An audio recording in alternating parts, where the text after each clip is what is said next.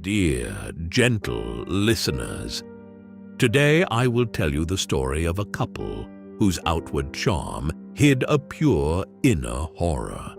Canada knew them as Ken and Barbie. They went so far as to sacrifice their own sister. They orchestrated it, they recorded it, and they kept it as a secret. The truth is far beyond the masks. If you are ready, we are unfolding the curtain of this dark marriage.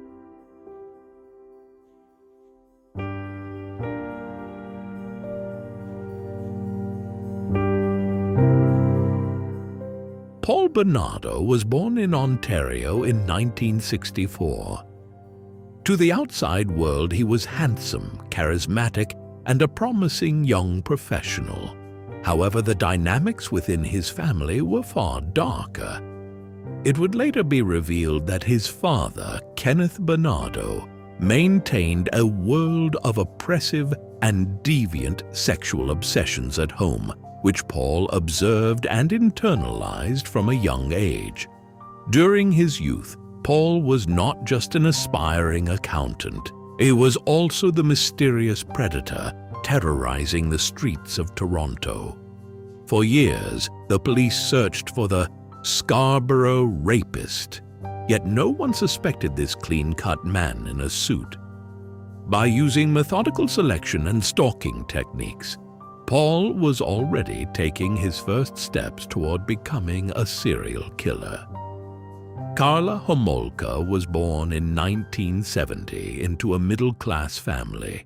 She was known as a popular Barbie-like girl who loved animals and worked as a veterinary assistant. However, there was a profound narcissistic void in Karla's personality. She didn't just want to be loved, she wanted to be worshipped and to be part of a dominant power.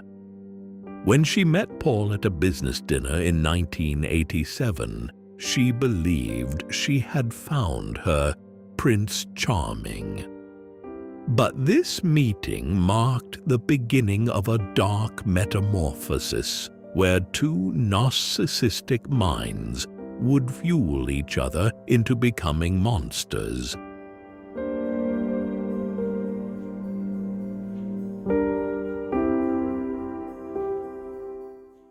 The first chapter, a family betrayal. As Paul and Karla's relationship progressed, Paul's hidden nature began to surface. Karla was prepared to follow him into any darkness to avoid losing him. The most incomprehensible point of this journey occurred on Christmas Eve in 1990.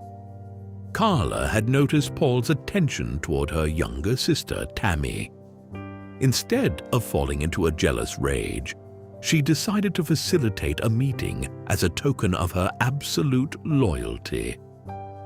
That night, the situation escalated beyond repair. Paul and Karla carried out their plan, but they miscalculated the circumstances. Tragically, Tammy did not survive the night. Upon facing the aftermath the next morning, Karla calmly called the authorities and claimed it was a freak accident. The incident was covered up, and the event was ruled a misfortune. This moment severed the last thread of humanity within the couple. They were now bound together by a terrifying, unspoken truth.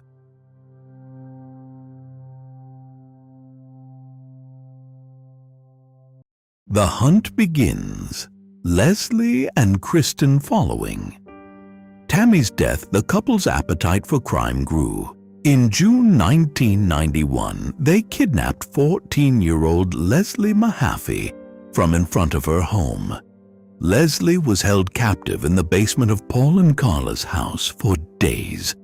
What occurred there would later be seen in gruesome detail on the tapes Paul recorded with his own camera.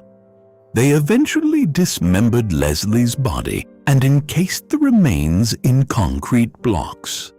A year later, in 1992, they kidnapped 15-year-old Kristen French.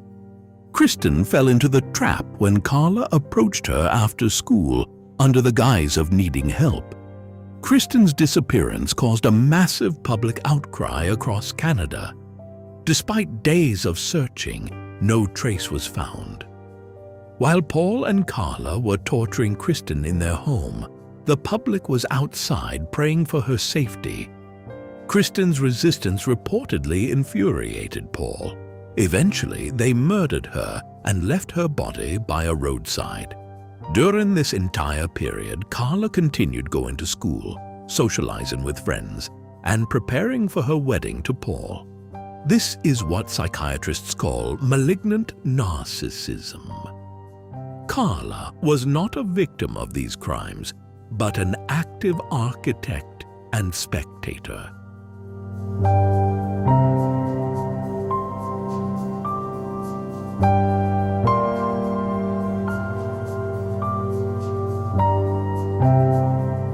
The arrest and the deal with the devil.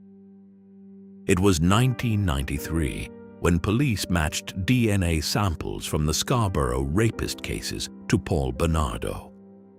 Upon Paul's arrest, Karla immediately changed her strategy. She went to the police in tears, claiming, "I was a victim too. Paul threatened to kill me, and he was the one responsible for my sister's death." The prosecution believed they needed Karla's testimony to ensure Paul's conviction. At that time, the infamous tapes had not yet been discovered. Karla's lawyers negotiated a deal with the prosecution. If Karla confessed everything, she would serve only 12 years in prison. This agreement, known to the public as the deal with the devil, was signed. Karla testified against Paul in court, and he was sentenced to life in prison. However, shortly after Karla began her sentence, the tapes Paul had hidden in a rented storage unit were found. When investigators watched them, they were horrified. Karla was not the sobbing victim she claimed to be.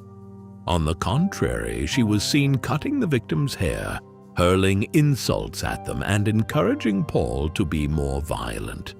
However, under the rules of the legal system, a plea deal cannot be rescinded based on evidence found after the fact.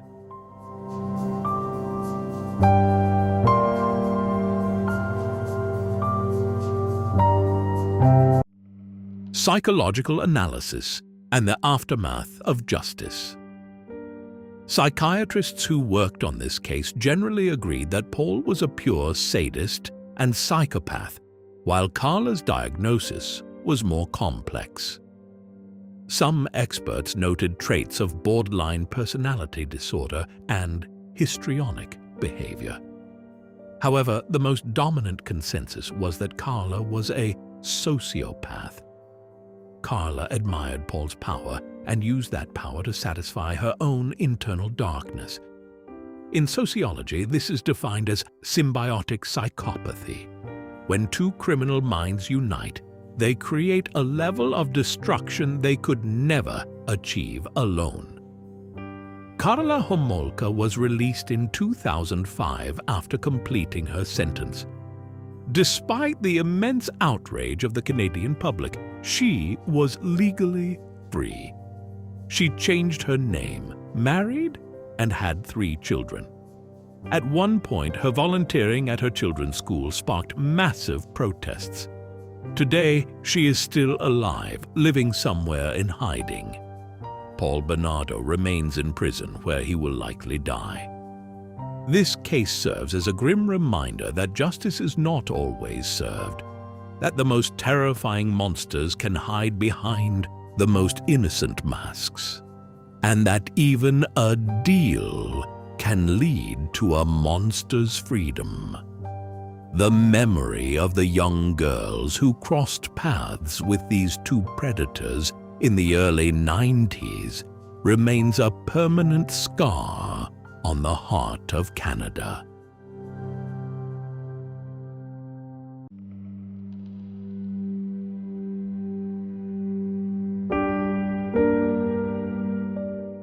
As I close this dusty file, the light in this room feels a little dimmer.